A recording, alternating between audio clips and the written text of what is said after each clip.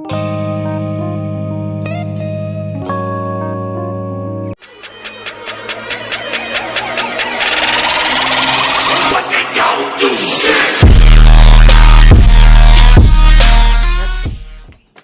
दोस्तों, नमस्कार। कैसे हैं आप सब? आशा करता हूं ठीक ही होंगे। मैं अरुण श्रीमाली सरस्वती विद्या मंदिर इंटर कॉलेज महोबा से आपके बीच उपस्थित हूं। जैसा कि आप सब पहले से परिचित हैं कि हम ASM सन क्लासेस यूट्यूब चैनल पर आपके लिए हिंदी एवं अन्य विषयों से भी संबंधित रोचक जानकारी, ज्ञानवर्धक चीजें लेकर के आते हैं। आप सब सुनते हैं, देखते हैं और उसको अपने अंतरात्मा तक उतारते हैं। आज भी हम आपके बीच एक टॉपिक को लेकर के आए हैं, लेकिन उस टॉपिक को बताने से पहले मैं आपसे बता दूं कि प्रतियोगी परीक्षाओं में तो ठीक है, 6 से लेकर के 6, 7, 8 से ही हमें ये ज्ञान होना आवश्यक है कि वाक्य जब लिख रहे हैं तो कितना शुद्ध लिख रहे हैं, क्या सही है। जैसे संज्ञा का प्रयोग कर रहे हैं, सर्वनाम कर रहे हैं, लिंग कर रहे हैं, वचन कर रहे हैं, तो ये शुद्ध होनी चाहिए। और आपका इंटरमीडिएट में भी वाक्यों में त्रुटि मार्जन आता है लिखने के लिए, उसमें भी आपको आवश्यक है पहले एक एक चीज, एक एक टॉपिक को ज्ञान करना जरूरी है। इसके बाद आपका प्रतियोगी परीक्षाओं में भी वाक्य पूछा जाता है कि इसमें कौन सा सही है, या ये पूछा जा सकता है इसमें स्त्रीलिंग शब्द कौन सा है। 4 विकल्प दे देते हैं, उसमें स्त्रीलिंग कौन सा है, पुल्लिंग कौन सा है, ऐसे आते हैं। तो आप समझ रहे होंगे मैं क्या कहना चाह रहा हूँ, क्योंकि मैंने अंत में कहा है कि स्त्रीलिंग कौन सा है, पुरुष कौन सा है। तो समझ रहे होंगे कि हम जिस चीज की चर्चा करने जा रहे हैं वो आज का टॉपिक हमारा है। आपके सामने लिखा है, स्पष्ट रूप से दिखाई दे रहा होगा, लिंग। लिंग की बात करते हैं। लिंग क्या है? वैसे आपने देखा होगा, घर के परिवारों के सदस्यों को ले लो, आप ये तो जानते होंगे कि कितने लोग स्त्री जाति के हैं, कितने लोग पुरुष जाति के हैं। परिचित होंगे शायद। जैसे हो सकता है आप स्त्री और पुरुष दोनों में भी हो सकते हैं, लेकिन आपकी माता जी, चूंकि इसमें देखने वाले, अब मुझे तो नहीं पता कौन देख रहा है, स्त्री जाति का भी व्यक्ति देख रहा होगा इस वीडियो को और पुरुष जाति का भी देख रहा होगा, इसलिए मैं नहीं कह सकता कि आप किस जाति के हैं, क्योंकि मुझे नहीं पता। लेकिन चूंकि ये अदृश्य मामला है, इनविजिबल मामला है कि कौन देख रहा है, लेकिन स्त्री और पुरुष दोनों हो सकते हैं। लेकिन ये कंफर्म है कि मुझे पता है कि आपकी माँ स्त्री ही होंगी और आपके पिताजी पुल्लिंग होंगे, और ऐसे परिचित होंगे। आपका भाई होगा तो भाई भी क्या होगा, भाई पुल्लिंग होगा, और अगर बहन है तो वो स्त्रीलिंग होगी। इतना मैं बता सकता हूँ, कंफर्म है, ऐसे परिचित होंगे। तो मैं आपसे बता दूं कि लिंग क्या है। लिंग क्या है तो लिंग जानने से पहले आपसे बता दूं कि किसी भी शब्द की जाति का बोध कराता है जो शब्द, उसे हम लिंग कहते हैं। इसमें लिखा है, मैंने इसकी परिभाषा में लिखा है कि शब्द की जाति को लिंग कहते हैं। संज्ञा के जिस रूप से हमें वस्तु के स्त्री या पुरुष होने का बोध होता है वह क्या है? लिंग है। इसको हम जेंडर कहते हैं।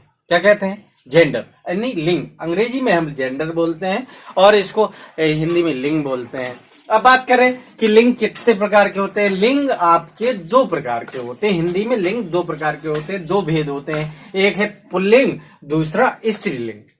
अब पुल्लिंग क्या है? जिन शब्दों से, अभी मैंने बताया ना, पुरुष जाति का होने का बोध होता है तो उसे लिंग कहते हैं। तो मैं पुल्लिंग की परिभाषा क्या कहूंगी? जिन शब्दों से हमें पुरुष जाति के होने का ज्ञान होता है या पता चलता है उसको पुल्लिंग कहते हैं।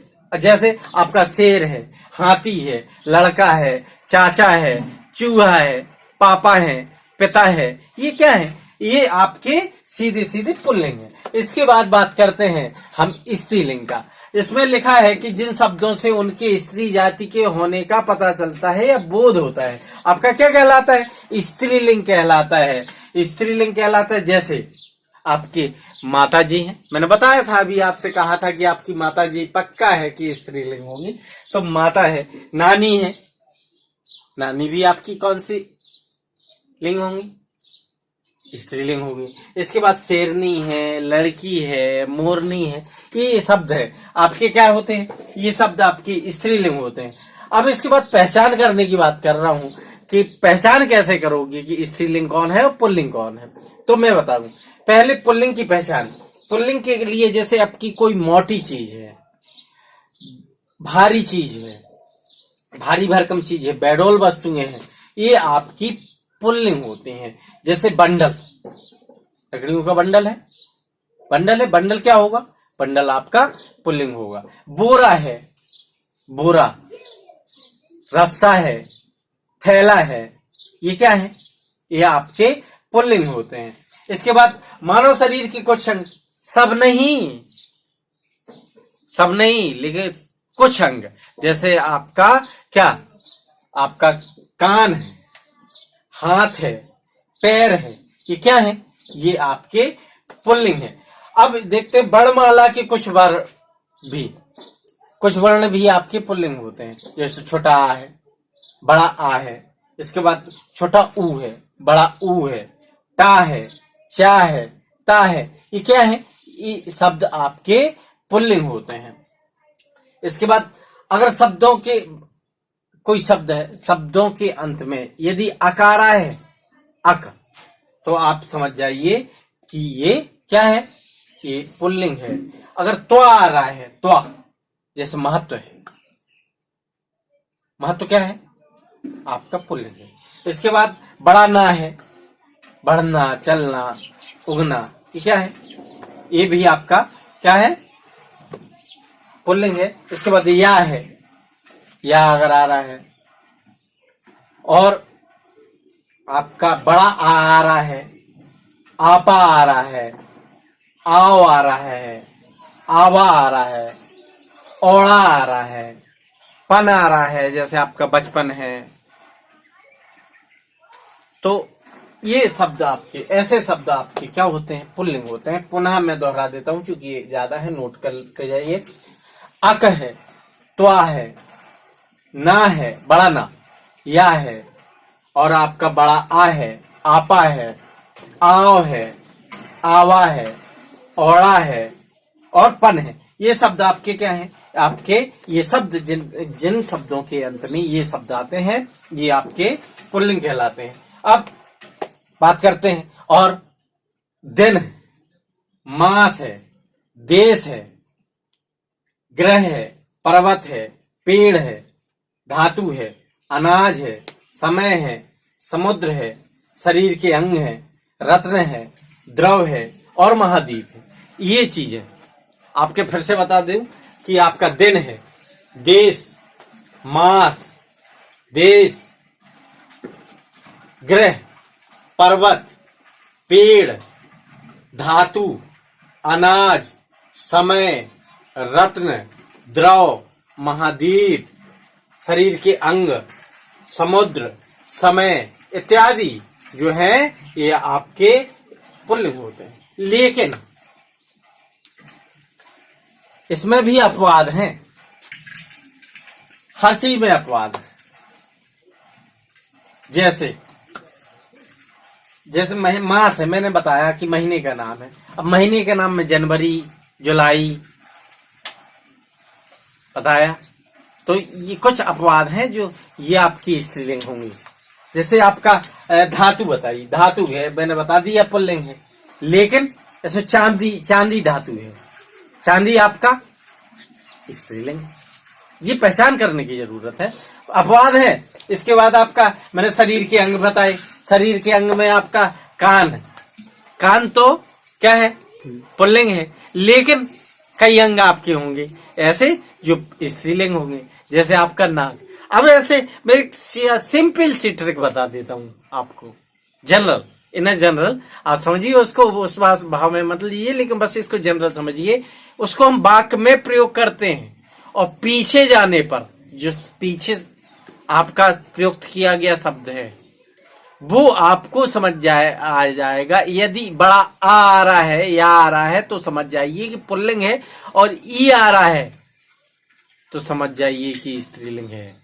ठीक है, ये आपको ट्रिक है, सिंपल सी ट्रिक है। मैं जैसे एक उदाहरण दे रहा हूं, आपका नाक है और कान है, इसमें से आपको उदाहरण देते हुए इसको स्पष्ट करते हुए आपको समझा देता हूं। जैसे नाक है और कान है। कान टूट गया, कान फट गया, नाक टूट गई, नाक छिन गई।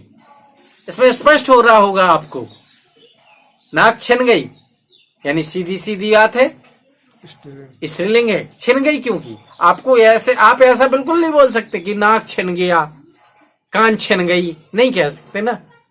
तो आप समझ रहे होंगे इन ए जनरल वर्ड, आप समझ गए होंगे कि स्त्रीलिंग और पुल्लिंग क्या है। अब स्त्रीलिंग की और बात करता हूं।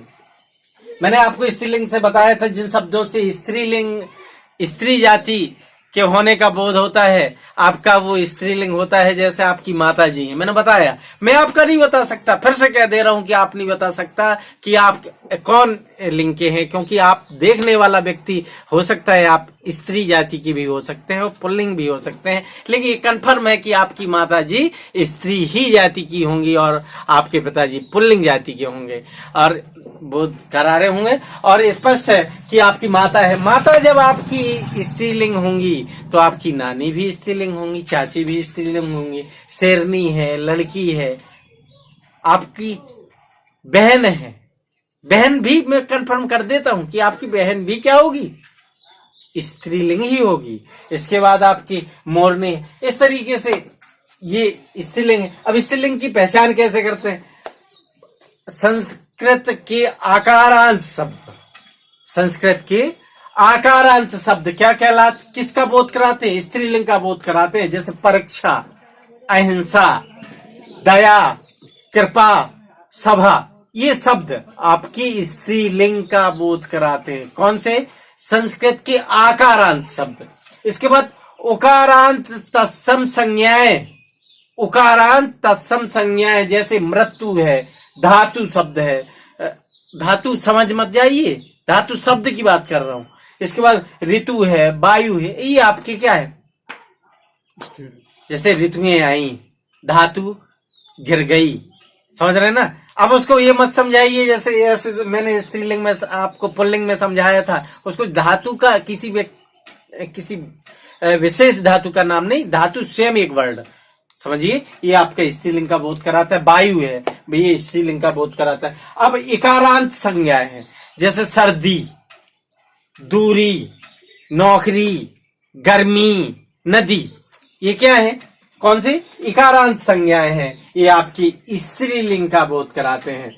अब जैसे जैसे इसमें मैंने पुल्लिंग में बताया था कि आपके अगर शब्दों के अंत में अक्तवा, ना, आपा, आवा, ओड़ा, पन आए तो आपका क्या होता है?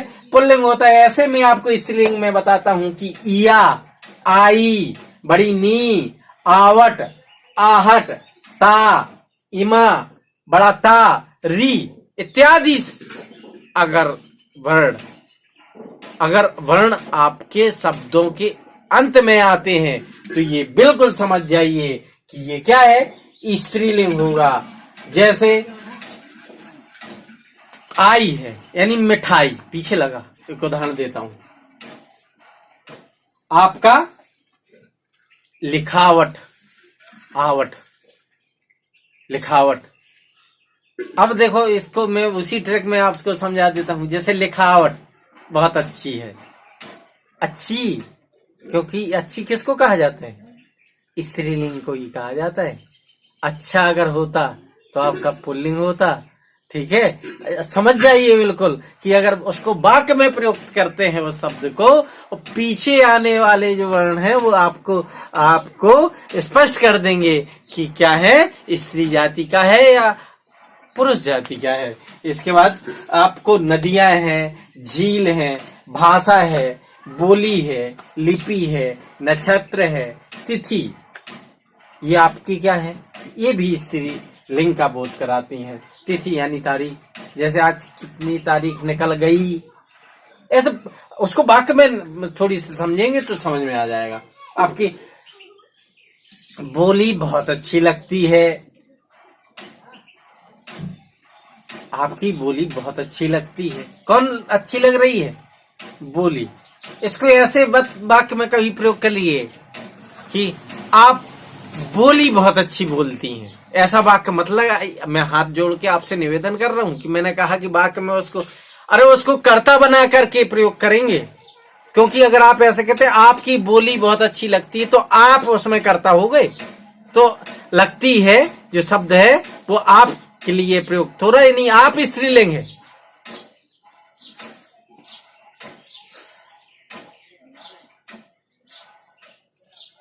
लेकिन बोली अगर आ रहा है कि आपकी बोली बहुत अच्छी लग रही है तो अब बोली के लिए है।